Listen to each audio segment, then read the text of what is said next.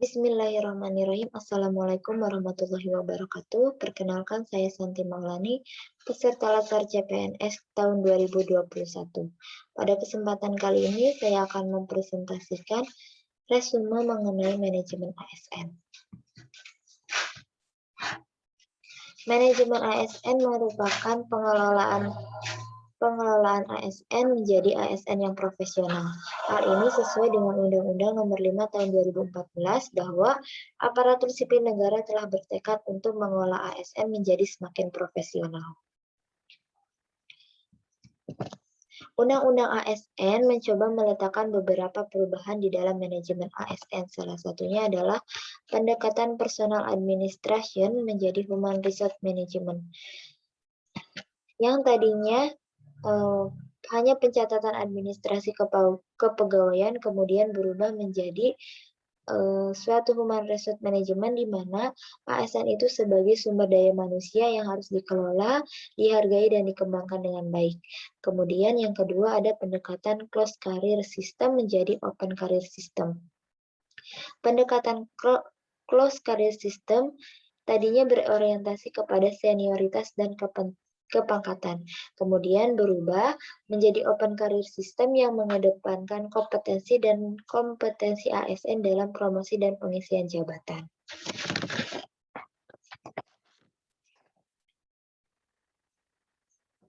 Kemudian, yang selanjutnya, kedudukan ASN berdasarkan Undang-Undang Nomor 5 Tahun 2014 bahwa kedudukan ASN itu dibagi menjadi dua, yaitu pegawai negeri sipil atau PNS dan pegawai pemerintah dengan perjanjian kerja atau P3K. Pegawai negeri sipil merupakan WNI atau warga negara Indonesia dengan syarat tertentu, diangkat sebagai pegawai ASN secara tetap, menduduki jabatan pemerintahan dan memiliki NIK. Sedangkan P3K adalah warga negara Indonesia dengan syarat tertentu, diangkat sebagai perjanjian kerja, kemudian melaksanakan tugas sesuai dengan kebutuhan instansi. Kedudukan ASN ini bertujuan untuk menciptakan budaya kerja yang baru dalam menumbuhkan suasana kompetensi di kalangan birokrasi berbasis kinerja. Kedudukan ASN terletak di pusat, daerah, dan luar negeri. Namun demikian, ASN tersebut harus mampu untuk menjaga persatuan dan kesatuan.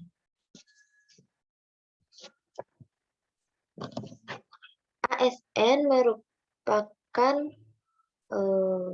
pegawai negeri yang memiliki peran sebagai perencana, pelaksana, dan pengawas dalam penyelenggaraan tugas. Fungsi dan tugas ASN saling berkaitan satu dengan yang lainnya. Misalnya dalam pelaksanaan kebijakan publik. Berarti tugas ASN harus mampu melaksanakan kebijakan publik tersebut sesuai dengan peraturan perundang-undangan. Kemudian pelayanan publik. Dalam memberikan pelayanan, seorang ASN harus bersikap profesional dan berkualitas. Yang ketiga, perekat dan pemersatu bangsa. Seorang ASN harus menjadi perekat dan pemersatu bangsa dalam Negara Kesatuan Republik Indonesia. Undang-Undang ASN disebutkan bahwa profesi ASN berlandaskan pada kode etik dan kode perilaku yang bertujuan untuk menjaga martabat kehormatan ASN. Artinya, setiap ASN memiliki kewajiban untuk melakukan sesuatu dan dilarang untuk melakukan sesuatu dalam pemerintahan, misalnya berpihak kepada partai politik selama kampanye, menggunakan fasilitas kantor untuk kepentingan pribadi, dan menerima pemberian apapun terkait pekerjaan. Kode etik dan kode perilaku yang diatur dalam undang-undang ini menjadi acuan bagi para ASN dalam menyelenggarakan birokrasi pemerintah yang bertujuan untuk menjaga martabat dan kehormatan ASN.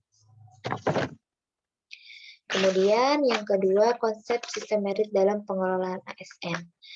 Konsep sistem merit dalam pengelolaan ASN ini ada dua, yaitu dari sumber daya alam dan sistem. Sumber daya alam itu merupakan kemampuan dan kualifikasi seseorang dalam melaksanakan tugasnya. Sedangkan sistem pemerintahan dengan pertimbangan yang sangat objektif. Ketika sumber daya manusia dengan kemampuan dan kualifikasi tertentu dihadapkan dengan sistem pemerintahan, kemudian akan menjadi sistem merit. Sistem merit mendukung keberadaan prinsip akuntabilitas yang saat ini menjadi tuntutan sektor publik.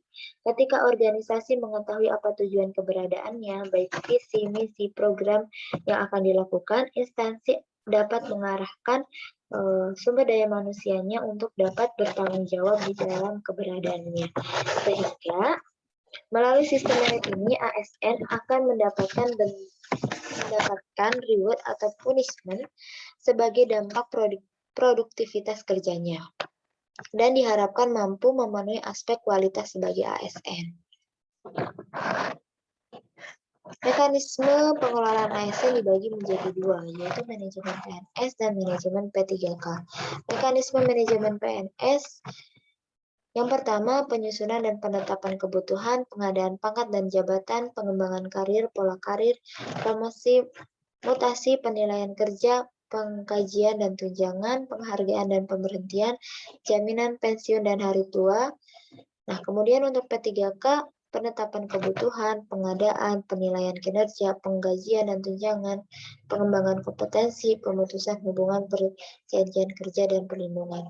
Mekanisme pengolahan ASN baik PNS maupun P3K diharapkan mampu untuk menjamin efektivitas, efisiensi, dan akurasi pengambilan keputusan dalam manajemen ASN, sehingga diperlukan sistem informasi ASN yang baik.